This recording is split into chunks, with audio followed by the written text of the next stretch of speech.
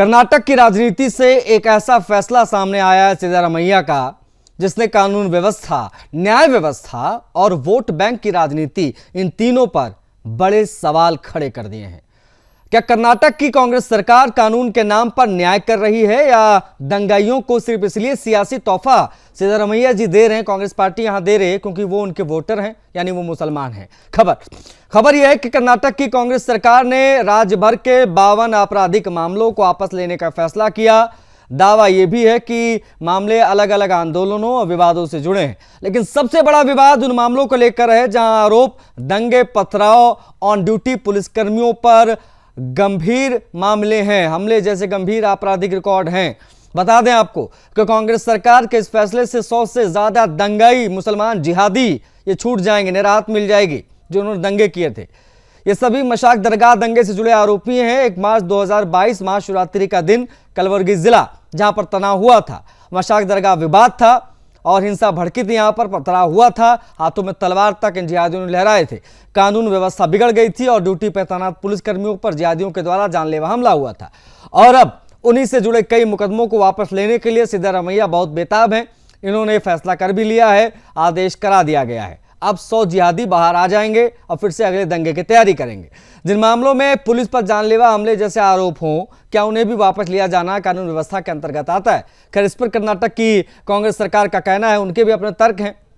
यह फैसला किसी जल्दबाजी में नहीं लिया गया, उनका कहना है, बल्कि कानूनी समीक्षा और कैबिनेट की उप समिति की जांच के बाद लिया गया है। गृह मंत्री जी परमेश्वर सामने आए मीडिया के, उन्होंने प्रेस कॉन्फ्रेंस की और सरकार का बचाव करते हुए कहा कि वर्षों से अलग अलग कन्नड़ संगठन, किसान यूनियन और सामाजिक समूह की तरफ से ऐसे मामलों की समीक्षा और वापसी की मांग हो रही थी। कुल मिलाकर तमाम आंदोलनों के कंधे पर बंदूक रखकर चलाया गया और जहां निशाना लगाना था वहां लगा लिया गया। जिस प्रकार से कलावा और तिलक की आड़ में हिजाब की एंट्री कॉलेजों में सरकार ने करा दी अभी कुछ हफ्ते पहले, उसी प्रकार से यहां पर तमाम आंदोलनों की आड़ में जिहादियों को छोड़ दिया गया। खैर, सरकार के मुताबिक विशेष समिति ने हर केस की फाइल अलग अलग देखी, फिर फैसला लिया। लेकिन विपक्ष पूछ रहा है, क्या बंद कमरे में बैठकर बनी केस वापसी की सूची न्याय का फैसला है, या सियासी दबाव, या वोट बैंक की राजनीति जो कांग्रेस पार्टी करती है मुसलमानों के लिए? अब आते हैं जवाब तो चाहिए के सवालों पर। ये सवाल क्यों महत्वपूर्ण, आपको समझ में आ जाएगा। पहला सवाल है, क्या 52 गंभीर मामलों की वापसी न्याय संगत है? पुलिस पर हमले जैसे गंभीर मामलों में भी राहत मिलनी चाहिए। क्या यह कानूनी प्रक्रिया है या वोट बैंक की राजनीति? तीसरा सवाल यह भी है। और चौथा सवाल, दंगाइयों पर मेहरबानी कानून व्यवस्था पर भारी पड़ेगी क्या? खैर, अब इस पूरे फैसले को हिजाब विवाद, पहचान की राजनीति और मुस्लिम तुष्टीकरण के आरोपों से जोड़कर देखा जा रहा है। तो बड़ा सवाल, क्या सरकार न्यायिक समीक्षा कर रही है या दंगों के आरोपितों को राजनीतिक शह दे रही है, राजनीतिक राहत दे रही है क्योंकि वो मुसलमान हैं? क्या कानून सबके लिए बराबर है या सियासत के हिसाब से ये बदलता रहता है? आज इसी पर बहस करेंगे, लेकिन उससे पहले क्या कहा सरकार के तरफ से सरकार के गृह मंत्री ने, वो एक बार देख लीजिए और क्या क्या रिएक्शंस हैं वो आपको दिखा देंगे। उसके बाद में पैनल में कौन कौन से लोग कनेक्ट होंगे इस बेहद महत्वपूर्ण विषय पर बात करने के लिए, उनसे भी आपका परिचय कराएंगे। ಡೀಟೇಲ್ಸ್ ನಾನೇನು ಹೇಳೋದಕ್ಕೆ ಹೋಗೋದಿಲ್ಲ, ಅದು ಕ್ಯಾಬಿನೆಟ್ ನಿರ್ಧಾರ ಆಗಿದೆ, ಅದನ್ನು ವಾಪಸ್ ತಗೊಳ್ಳೋದಕ್ಕೆ ಮಾಡಿದ್ದಾರೆ. ಯಾಕಂದ್ರೆ ಸರ್, ಆ ಪ್ರಕರಣದಲ್ಲಿ ಪೊಲೀಸರ ಮೇಲೇನೂ ಕೂಡ ಹಲ್ಲಾಗಿತ್ತು, ಅಧಿಕಾರಿಗಳು ಅದೆಲ್ಲ ಪರಿಗಣಿಸಿ ಅದೆಲ್ಲ ಚರ್ಚೆ ಮಾಡೇ ಅವರು ತೀರ್ಮಾನ ಮಾಡಿರೋದು. ಏಕಾಏಕಿಯಾಗಿ ತೀರ್ಮಾನ ಮಾಡಿಲ್ಲ, ಅವೆಲ್ಲ ಚರ್ಚೆ ಮಾಡಿ ತೀರ್ಮಾನ ಮಾಡಿದ್ದಾರೆ. SIR ವಿಚಾರದಲ್ಲಿ ಕೋರ್ಟ್ಗೆ ಹೋಗ್ಬೇಕು ಅನ್ನೋದು ಏನೋ ಚರ್ಚೆ ಆಯ್ತಾ ಸರ್? ಕೋರ್ಟಿಗಲ್ಲ, ನಮ್ಮ ಶಾಸಕರು ಕ್ಷೇತ್ರಗಳಲ್ಲಿ ಅದನ್ನೆಲ್ಲ ಏನು ಅವರು ಸಿಸ್ಟಮ್ಯಾಟಿಕ್ ಆಗಿ ಮಾಡೋದಕ್ಕೆ ಹೊರಟಿದ್ದಾರೆ, ಅದನ್ನೆಲ್ಲ ಮಾನಿಟರ್ ಮಾಡಬೇಕು. ಸರಿಯಾದ ರೀತಿಯಲ್ಲಿ SIR ಮಾಡೋದಕ್ಕೆ ನೀವು ಕೂಡ ಭಾಗಿಯಾಗಬೇಕು ಅಂತೇಳಿ ಸೂಚನೆ ಕೊಟ್ಟಿದ್ದಾರೆ. ಅದೆಲ್ಲ ಸಚಿವರು, ಜಿಲ್ಲಾ ಸಚಿವರುಗಳು ಕೂಡ ಅವರವ್ರ ಜಿಲ್ಲೆಯಲ್ಲಿ ಅದನ್ನೆಲ್ಲ ಅಬ್ಸರ್ವ್ ಮಾಡಬೇಕು ಅಂತ ಹೇಳಿದ್ದಾರೆ. ಅದನ್ನು ಮಾಡ್ತೇವೆ.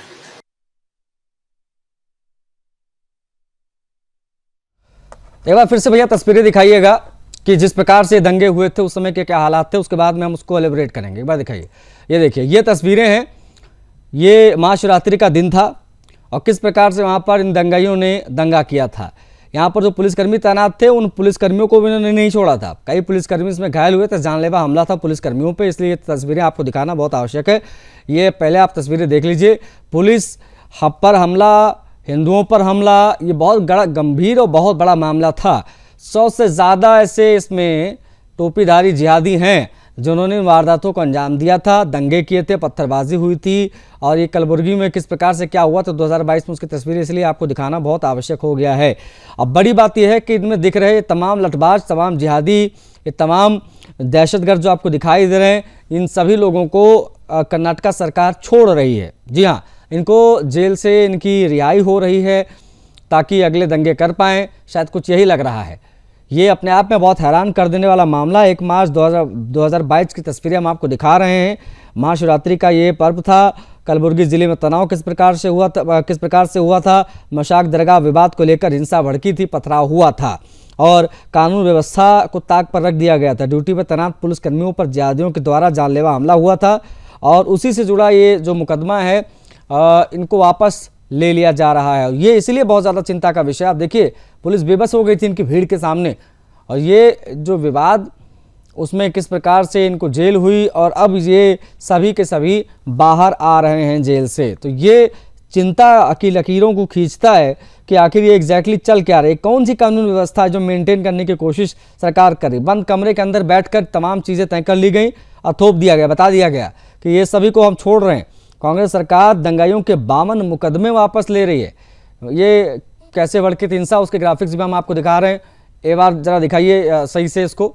हिंदू संगठनों के प्रवेश पर विवाद हुआ था यहाँ पर, क्योंकि वो शिवलिंग की पूजा करने के लिए वहाँ पर जा रहे थे।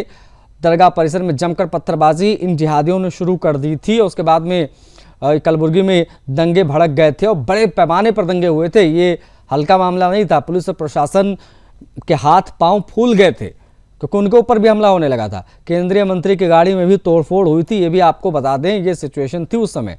अब 13 दंगा मामले वापस लेने का जो निर्णय लिया है सरकार ने, इसलिए अब ये बहुत हैरान कर देता है कि ये कैबिनेट की कौन सी उप समिति है भैया जो मंजूरी दे रही है।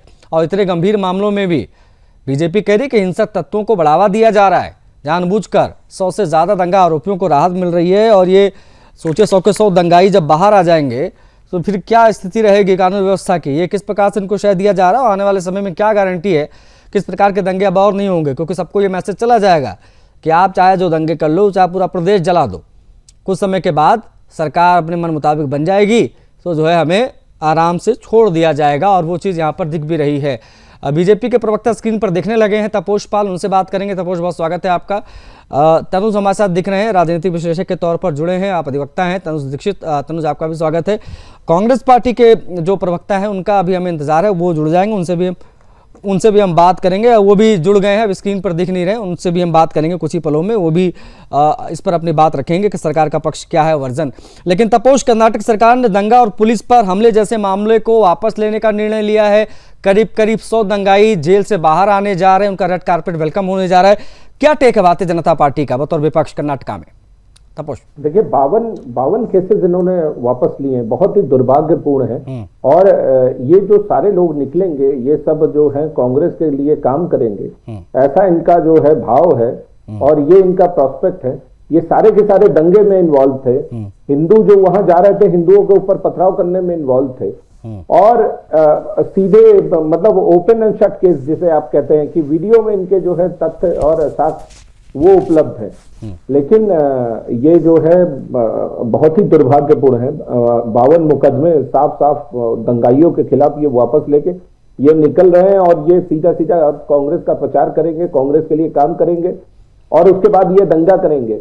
और जब ये दंगा करेंगे तो ये फिर से जो है यही कहेंगे कि देखिए आप जो है ये शांतिपूर्ण लोग हैं और शांतिपूर्ण तरीके से ये अपना प्रोटेस्ट कर रहे थे, क्यों इस पे जो है कार्रवाई की जा रही है। इससे पहले भी आपने कश्मीर में देखा है कि कितने बड़े बड़े आतंकवादी थे और जैसे ही इनकी सरकार बनी तुरंत जो है वहां से दो ही चीज कहती थी कि यहां से जो है आर्मी वापस जाए और जितने वहां पे इस तरीके के लोग थे, आतंकवादी लोग थे, उनसे जो है केसेस वापस लिए जाए। इस तरीके से इन्होंने कई बार किया है। हिंदुओं के अगेंस्ट में जितने भी केसेस होते थे, जो लोग पकड़े जाते थे, उनको जो है जमायत उलेमाए हिंद के जो वकील होते थे वो इनके केसेस लड़ते थे और उनको जो है बैक एंड सपोर्ट ये कांग्रेस की तरफ से दिया जाता है। और कांग्रेस की तरफ से भाई कांग्रेस के ऊपर तो सीधा आपने कुछ ही दिन पहले देखा है कि किस तरीके से मुस्लिम संगठनों ने और उलेमाओं ने इनके ऊपर और ठीक, हम आएंगे, हम उस पर आएंगे, हम तपोज उस पर भी आएंगे, हम बात करेंगे कि किस प्रकार का दबाव उलेमाओं ने इनके ऊपर बना के रखा हुआ है और उस दबाव का ही असर है। शायद इन्होंने कॉलेजों में हिजाब की एंट्री भी कराई कलावा की छूट के बहाने और यहाँ पर आंदोलनों के बहाने ये तमाम मामले वापस ले लिए कि गंभीर प्रकरण वापस ले लिए ताकि इनको भी बाहर जेल से निकाला जा सके। ठीक है, मुन्ना हबीब खान कांग्रेस पार्टी का पक्ष रखने के लिए जुड़ गए हैं। मुन्ना हबीब खान, जरा ये स्पष्ट कर दीजिए, आप लोगों के लिए कानून बड़ा होता है कि वोट बैंक? क्योंकि यहाँ पर वोट बैंक नजर आ रहा है। 52 केस वापस ले लिए गए, 100 से ज्यादा दंगाई जिन्होंने पुलिस कर्मियों पर जानलेवा हमला किया था वो छूटने जा रहे हैं। सर, क्या ये न्याय संगत है? क्या आधार है इनके रिहाई का? जरा बताइए हम नासमझ लोगों को। नहीं, देखिए, जिस तरीके से दंगे के आरोप लगे, उस पे एफआईआर हुई, वो सारे बेकसूर लोग। भारतीय जनता पार्टी ने जिस तरीके से एक समुदाय के प्रति नहीं, तो ये बेकसूर थे तो जेल में अब तक कैसे थे? और ये बेकसूर कहने वाले आप होते कौन है भैया? आप कौन से जज हैं? आपने कह दिया बेकसूर थे, बताइए मुझे। आशीष जी, या तो क्या मुसलमान होना बेकसूर होने का प्रमाण होता है भैया? बता दीजिए आप लोगों के लिए। बेकसूर कैसे कह दिया आपने इनको? कौन से कोर्ट का आदेश है कि बेकसूर है, बाइज्जत बरी किए जाते हैं? केस ही वापस ले लिया गया भाई। यहाँ पे तो ना रहेगा बांस ना बजेगी बांसुरी। किस आधार पर? आधार बताइए मुझे। आपकी बात हो गई पूरी? अरे मेरी बात हो गई पूरी, फिर आप अंट बोलेंगे, मैं फिर इंटरप्ट करूंगा। आधार बताइए क्या है, इनको क्यों रिहा किया गया? अरे अंड संड तो आप बोल रहे हो। क्यों रिहा किया गया इन 100 के 100 जिहादियों को? इन जिहादियों को क्यों? आप कोर्ट है क्या? आप जज हैं क्या? आप कैसे कह रहे हैं कि वो निर्दोष थे?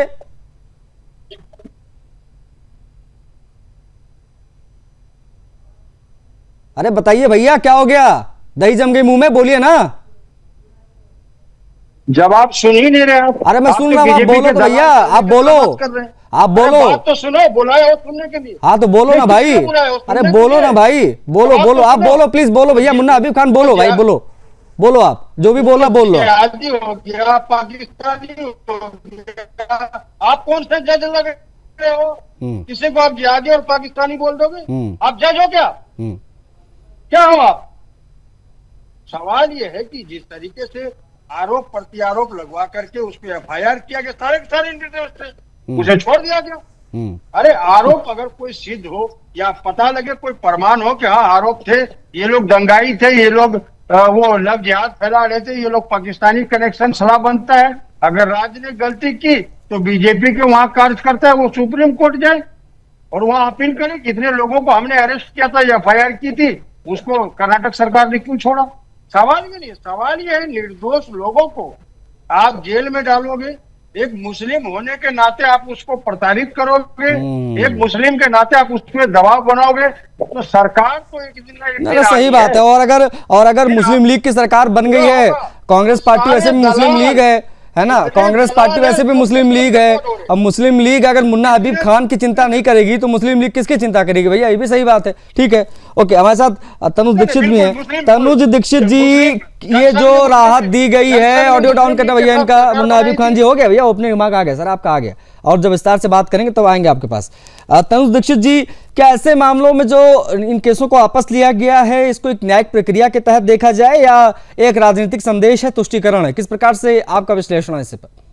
देखिए, इतने गंभीर मामलों में जहां पर दंगे जैसे आरोप लगे हैं, और अगर ऐसे मामलों में आप केस वापस करने के लिए सरकार पहल कर रही है, तो ये केवल एक प्रदेश स्तर का मामला नहीं रह जाता, बल्कि राष्ट्र स्तर पर जुडिशियल सिस्टम पर एक बहुत बड़ा प्रश्न चिन्ह उठाने जैसा है।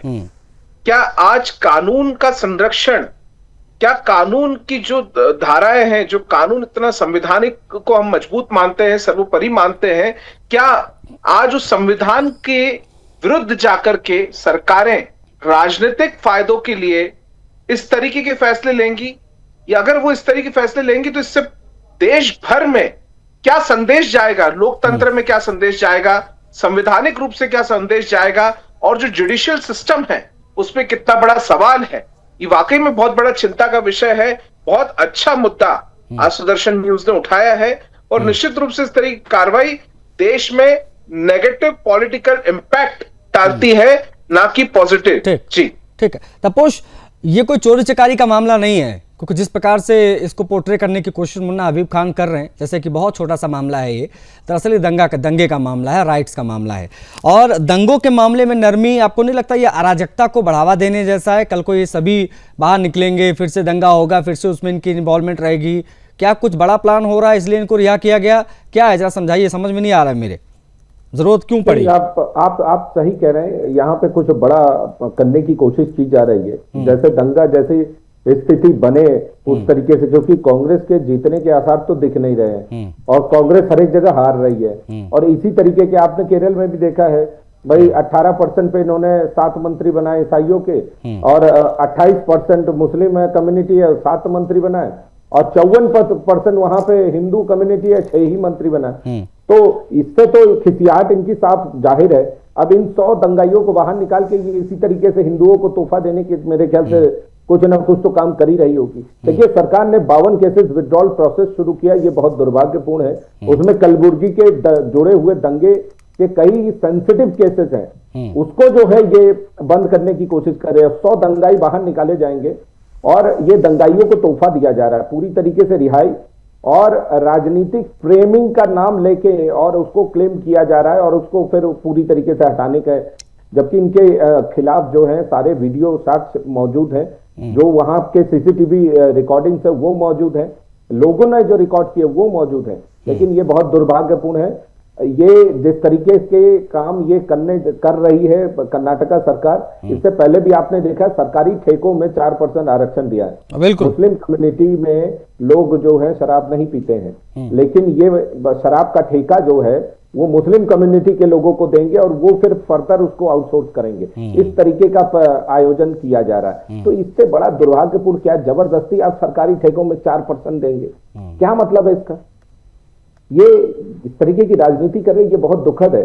और देश को पूरी तरीके से ये धर्म के चश्मे से देखने की कोशिश कर रहे हिंदू मुस्लिम का।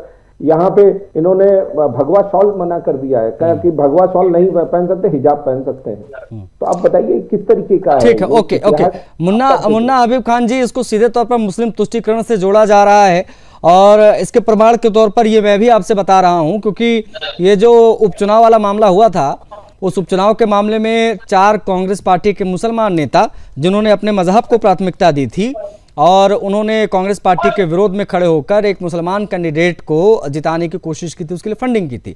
सिद्धारमैया जिस पर नाराज हुए थे, उन्होंने कार्रवाई की थी और अपने पॉलिटिकल एडवाइजर से लेकर तमाम जो मुसलमान नेता थे कांग्रेस पार्टी के, उनके ऊपर एक्शन लिया था। उसके जवाब में जमात वाले बाहर आए थे, प्रेस क्लब में प्रेस कॉन्फ्रेंस की थी और सरकार को चेताया था कि अगर हिजाब पे कोई काम नहीं हुआ तो उल्टी गिनती शुरू हो जाएगी, अगर हमारे ऊपर लगे केसों को नहीं हटाया गया तो उल्टी गिनती शुरू हो जाएगी। तो क्या उसी दबाव का असर है? जमात ने जो दबाव डाला सिद्धारमैया पर, उसका असर है? एक एक करके पहले हिजाब को कॉलेजों में एंट्री दिलाई गई और उसके बाद में दंगाइयों को छोड़ दिया गया।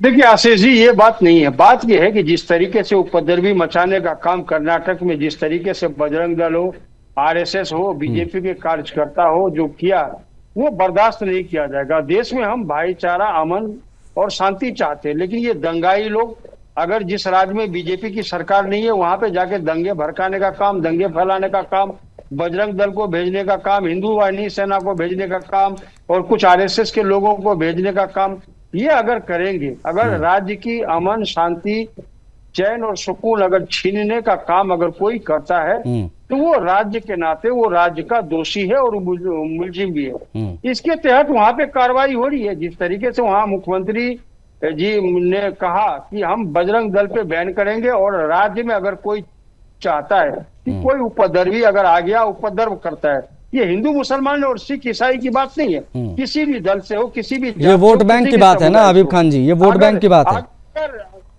आशीष जी, अगर मैं 10 सेकेंड लूंगा, मेरी बात पूरी हो जाए। अगर राज्य में चाहता है कि राज्य के सौहार्द को बिगाड़ा जाए तो ये कतई बर्दाश्त नहीं किया जाएगा। और आपको मैं बता दूं, बदलाव तो अब आने वाला है क्योंकि बीजेपी की सरकार जाने वाली है 1 महीने के बाद। कहाँ से बदलाव आपको दिखेगा? कहाँ से जाने वाली है? आप सुन तो ले। ये भी तो बताते जाइए कहाँ से जाने वाली है सर, वो भी बता दो ताकि हम भी क्लियर रहें। ब्रेकिंग न्यूज हम भी चला दें, अभी इस वक्त ब्रेकिंग न्यूज चलाएंगे मुन्ना हबीब खान का नाम लेके। अरे आप आप नहीं चलाएंगे ब्रेकिंग न्यूज। अभी आप बताओ तो कि कहाँ कौन से सरकार की बात कर रहे हैं, क्योंकि हर लगभग हर दूसरे राज्य में बीजेपी की सरकार है और केंद्र में भी बीजेपी की सरकार है। 2-2.5 राज्यों में आप बचे हैं, तो अब किस राज्य में बीजेपी जा रही हो बताओ ना आप। राज्य में जा रही, केंद्र में जा रही, कहाँ जा रही है? ब्रेकिंग न्यूज नहीं चला सकते। अरे आप बताओ के तो देखो, आपको कोट करते हुए बड़ी खबर चलाऊंगा, आपको कोट करते हुए। ब्रेकिंग न्यूज आप मुझे बताओ कि कहां से सरकार जाने वाली है, कहां से जाने वाली है? पता लगे नहीं, इसलिए मैंने पहले कह दिया था आपसे, मुन्ना हबीब खान जी, मैंने इसलिए पहले कह दिया था, जब हम तपोज से बात कर रहे थे तब मैंने उनसे पूछ लिया था क्या कोई बड़ा प्लान करने जा रहे हैं क्या, तभी 100 लोगों को बाहर निकाला है, पुराने मेंबर्स को बाहर निकाला गया, एक्टिव किया गया, ताकि आओ भैया दंगे के आग में झोंक दो पूरे देश को, नीट के बहाने झोंक दो, पेट्रोल डीजल के बहाने झोंक दो और तख्ता पलट करवा दो, कर दो, कोई जीत हरा तो पानी रहे, वैसे ऐसे हरा दो, है ना हबीब जी? जैन जी के मसले में जैन जी आगे आ हाँ, चुके ये दंगाई अब जंजी के रूप में आएंगे बाहर। उसके निशाने पे है। हाँ, आप जैसे मैं वही तो कह रहा हूँ, मैंने इसीलिए बहुत स्पष्ट किया, मैंने इसीलिए हबीब जी बहुत स्पष्ट किया था कि ये जो 100 लोगों की टीम तैयार हो रही है, जो कुख्यात माफिया हैं, कुख्यात दंगाई हैं, इनकी आवश्यकता पड़ने जा रही है शायद अब, है ना, उनकी आवश्यकता अब एहसास हो रहा है कि अब ये जो कार्यकर्ता थे हमारे, जो दंगे उंगे करते हैं, दंगे मामलों के जानकार जो हैं, उनको अब समय आ गया जेल से बाहर निकाला जाए। उसके बाद में जो है इनको कहा जाए कि भैया पेट्रोल डीजल के नाम पर, जंजी आंदोलन के नाम पर, कॉकरोच जनता पार्टी के नाम पर बाहर निकलो 100 कॉकरोच और पूरे देश में आग लगा दो और तख्ता पलट करवा दो। जो बांग्लादेश में हुआ, जो नेपाल में हुआ, जो श्रीलंका में हुआ, वही भारत में कर दो। कुछ ऐसे सोच रहे होगे आप लोग? यही मैं खुलकर बात करता हूँ, मैं लिबर नहीं बतियाता हूँ। जैन जी को पता लग गया। जंजी क्या जंजी कर रहे हैं? अंबानी नीरव खुद पूरा पाषाण काल के हैं और बता रहे जंजी, क्या करना जंजी का भाई? काम नहीं कर रहा, देश के व्यापारियों के लिए काम नहीं कर रहा। ठीक है, ये अडानी अंबानी की सरकार अब चलेगी नहीं। ठीक है, ओके मुन्ना हबीब खान जी, अडानी अंबानी की सरकार नहीं चलेगी, आपने बताया नहीं कि ये तख्ता पलट कब होने जा रहा है, कब ये आपके 100 लोग निकलेंगे, आग लगाएंगे? होगा, सबर कीजिए, सबर कीजिए। टाइम लाइन तो बता दे ताकि हम भी कुछ तैयारी कर लें भाई, कहाँ से शुरू करेंगे दंगे? टाइम लाइन अच्छा ठीक है, ओके। सरकार की नींद टूटी है और एंकर को पता नहीं है। अरे नहीं, हमको कैसे पता आप लोग की प्लानिंग साजिश क्या है, किस प्रकार से आप जो है तख्ता पलट करने जा रहे हैं? ठीक है, ओके। तपोज जी, तब तक आप मोदी जी को कह दीजिएगा कि वो जगह होगा देख ले, कहाँ भाग के जाएंगे। जैसे हसीना को यहाँ पे हमने पनाह दे दी, मोदी जी कहाँ छिपेंगे? भागना तो पड़ेगा ही। हाँ, मैं वो देखो खुल के कह रहे हैं, अगली पार्टी खुलकर तपोज कह रही है कि भागना पड़ेगा मोदी जी को। 100 दंगाई हमने जेल से बाहर निकाले हैं, वो आग लगाने जा रहे भैया। व्यवस्था देख लीजिए तपोज पाल जी, अगर मोदी जी तक आपकी पहुंच है भैया तो आगाह कर दीजिए, सरकार को बता दीजिए कि प्लानिंग कांग्रेस पार्टी बड़े पैमाने पे कर रही है, जहां जहां इनकी सरकार वहां से दंगाई जेल से बाहर निकाले जा रहे हैं ताकि वो दंगे करे जंजी के नाम पे और तख्ता पलट हो। कांग्रेस पार्टी नहीं करती, कांग्रेस पार्टी को बदनाम मत कीजिए, ये हरकतें कांग्रेस पार्टी नहीं करती। हम लोग सच्चे लोग हैं, सच बोलने वाले लोग हैं। अरे जब हम डरे नहीं गोरों से, क्या डरेंगे इन चोरों से? अच्छा ठीक है, तो ठीक है, अब मुझे बताइए। अरे ठीक है भैया, मैं समझ गया, आप समझ गया, मैं समझ गया भैया, आजादी की नहीं, मैं समझ गया ना, मैं समझ गया। पहली गोली मंगल पांडे के साथ आपने चलाई थी 1857 में। अब सुन लीजिए भैया, आगे तो सुन लीजिए, बस मुझे इतना जवाब दे दीजिए कि ये सरकार कब जाने वाली है, बस ये बता दीजिए, फिर मैं तनु से बात करूं। सरकार को हाँ नहीं, हिम्मत नहीं है इस सरकार को कि कांग्रेस के नेताओं पे हाथ डाल दे। मैं पहले भी कहा कि जब नहीं, कांग्रेस के नेताओं को कौन हाथ डाल सकता है? कांग्रेस के नेता तो गाली गलौज में पीएचडी किए हैं। अजय राय तो ऐसी गाली दे दिए हैं कि अब उसको एआई जनरेटर बताना पड़ रहा है आप लोगों को। ये शर्म नहीं आ रही है? ये स्थिति है कांग्रेस पार्टी के नेताओं की, मैं क्या बोलूं अब? ठीक है, हम लोगों ने गलत किया नहीं, हम डरते नहीं। नहीं, आप कुछ गलत करते नहीं है, वो अपने आप हो जाता है, गालियां अपने आप मुंह से निकल जाती हैं, दंगाई अपने आप बाहर आ जाते हैं, अब जुबान पे कंट्रोल नहीं रहता है, प्रधानमंत्री मोदी को गद्दार कह दिया जाता है। हमारे राष्ट्रीय नेता राहुल गांधी जी पे करे एफआईआर, करे वो जिस पे मर्जी किसी नेताओं पे करे एफआईआर, जेल में डालेंगे तो समझेंगे कि बीजेपी में पावर है, ताकत है। अभी पहले राहुल गांधी जी के ये पता कर लीजिएगा जमानत पे कब तक है, उनको समय कब तक मिला हुआ है नेशनल हेराल्ड वाले मामले में, और उधर जो उन्होंने बयान दिया था। हाँ, जमानत पे है दोनों, बेटे और मम्मी दोनों जमानत पे नहीं है क्या? अरे जमानत पे क्यों है? राहुल गांधी जी और उनकी माता जी क्या जमानत पे नहीं है? आप एंकर हो या बीजेपी के? अरे मैं बीजेपी का प्रवक्ता हूँ, अब बताओ। मैं हूँ बीजेपी का प्रवक्ता हूँ, चलो निपटो, आओ प्रवक्ता खेल लेते हैं, चलिए प्रवक्ता खेलते हैं, चलिए बताइए जमानत पे है कि नहीं है, बताइए। सही है, सही है। नेशनल मैं हेराल्ड कह रहा हूं, केस में जमानत में है कि नहीं है, दोनों बताइए। अरे भैया है कि नहीं? अरे बताओ ना भाई देश को यार, जो देखने जाने तो कम से अरे कम। सवाल ही नहीं है, क्यों है? आखिर जमानत पे क्यों है? हाँ, क्यों है? क्यों क्या होता है हर चीज में? क्यों क्यों क्या करने लग जाते हैं? आप अगर वो कमरे में बंद करके मुसलमानों को सिर्फ इसलिए रिहा करना क्योंकि मुसलमान है, जमात वालों ने डंडा कर दिया, इतना ज्यादा प्रेस कॉन्फ्रेंस कर करके मजबूर होके ये सिचुएशन आ गई है कि पहले बुरखे के एंट्री कराओ, पहले बुरखे के एंट्री कराओ कॉलेजों में, उसके बाद में जो है अब जो है ये इस प्रकार की बातें करो। आज कोर्ट न्यायालय सब शर्म आनी उसके चाहिए। बाद कांग्रेस ठीक है, जमानत ओके। तनुज दीक्षित जी बताइए भैया, 52 गंभीर मामलों की वापसी न्याय संगत है क्या? पुलिस पर हमले जैसे गंभीर मामलों में भी राहत जो कांग्रेस पार्टी की सरकार ने उनको निर्दोष बताते हुए, निर्दोष साबित करते हुए, मासूम बताते हुए दे दी है, ये वोट बैंक की राजनीति नहीं तो क्या है? दंगाइयों पर मेहरबानी, ये क्या गारंटी है कि भविष्य में कानून व्यवस्था पर भारी नहीं पड़ेंगे ये लोग अगर बाहर आएंगे तो? जब कभी भी पुलिस पर कोई भी दंगाई अगर हमला कर रहा है, इसका मतलब वो राज्य पर हमला कर रहा है, संविधान पे हमला कर रहा है, देश के रक्षकों पे हमला कर रहा है। बहुत सीधा तात्पर्य है कि दंगाइयों को बख्शना किसी भी रूप में आने वाले समय में और कई सारे दंगों को आमंत्रण है। निश्चित रूप से इस तरीके का जो कदम है, ये मैंने आपको अभी भी कहा पॉजिटिव नहीं है। और ना केवल पॉजिटिव नेगेटिव की चर्चा करें, सबसे महत्वपूर्ण ये क्या संदेश समाज में जा रहा है। आप आइए, दंगा भड़काइए, कुछ दिन जेल में बिताइए और फिर सरकार आपको आजाद करेगी। ये कौन सी पद्धति है? ये कौन सा रवैया है? किस तरीके का रवैया है जो सरकार ऐसे गंभीर अपराधों के मामले के में लोगों को अपना रही है? तपोष, क्या ये संदेश देने की कोशिश है सियासी संरक्षण की, जो अभी तनुज ने कहा भी कि आप जो भी चाहे कर सकते हैं, जब आपकी सरकार बनेगी तो आपको सियासी संरक्षण मिल जाएगा, आप आराम से छूट जाएंगे, इसलिए खुलकर दंगे करो आप? नहीं, देखिए यहाँ पे बेंगलोर में रामेश्वरम कैफे में बम विस्फोट हुआ था, तुरंत इन्होंने क्लीन चिट दे दिया था, लेकिन बाद में एनआईए ने चार्जशीट फाइल किया और वो बंदा हैदराबाद से गिरफ्तार हुआ, टेकी था। अब ये अगर इस तरीके के दंगाइयों को निकालेंगे, इस तरीके की चीजें करेंगे तो क्या होता है, इन लोगों का मनोबल हाई होता है, मनोबल और स्ट्रांग बनता है। फिर ये जो है खुल के दंगे फसाद, खुल के बम विस्फोट, खुल के ये सारी चीजें करना शुरू कर देंगे। भाई पोटा कानून जो है वो आपको याद होगा, पोटा को वापस किसने लिया था? कांग्रेस ने लिया था। उसके बाद फिर क्या हुआ, इन्होंने पोटा हटा दिया था कई लोगों के ऊपर जो लगा हुआ था, उसके कारण क्या हुआ, बाद में यहाँ पे बम विस्फोटों की लाइनें लग गई और कांग्रेस को। एक छोटा सा मैं जवाब मुन्ना हबीब खान का लेकर फिर क्लोज करूंगा। मुन्ना हबीब खान जी, आप लोगों ने कहा, मैंने गृह मंत्री जी को सुना आपके, वो कह रहे हैं कानूनी समीक्षा हुई है, कमरे में बैठकर तमाम लोगों ने बातचीत की है। बस ये बता दीजिए कि ये केस वापसी की जो पूरी रिपोर्ट है, क्या उसको सार्वजनिक करेंगे आप लोग कि किस आधार पर हुआ, क्या हुआ? ये चाहूंगा कि वे पब्लिक फोरम में आए ताकि हमको पता चले कि दंगाइयों को भी कैसे छोड़ा जाता है। मुन्ना हबीब खान। नहीं, दंगाइयों जी। आशीष जी, हमारी आवाज जा रही है? हाँ, जल्दी से अपनी बात रखिए सर। आशीष जी, सार्वजनिक करेंगे कि नहीं? देखिए बीजेपी जी, देखिए मैं जवाब दे रहा हूँ आशीष जी। बीजेपी के कहने से या आरएसएस के कहने से कोई दंगाई नहीं हो जाता।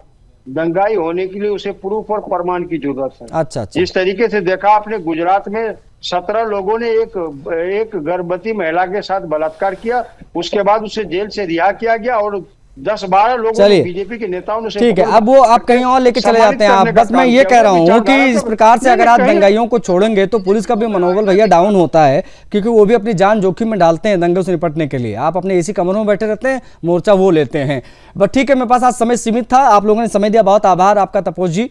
हमारे साथ मुन्ना हबीब खान सर जुड़े, आपका भी बहुत आभार। और तनुज, आपका भी बहुत आभार चर्चा में शामिल होने के लिए। सवाल बहुत सीधा है, दंगाइयों पर मेहरबानी, कानून पर सियासत भारी, ये अपने आप में बड़ा सवाल है, क्योंकि सिद्धारमैया तुष्टीकरण की राजनीति करते यहां दिखाई दे रहे हैं। इस चर्चा में इतना ही, मुझे आज्ञा दीजिए। जय हिंद।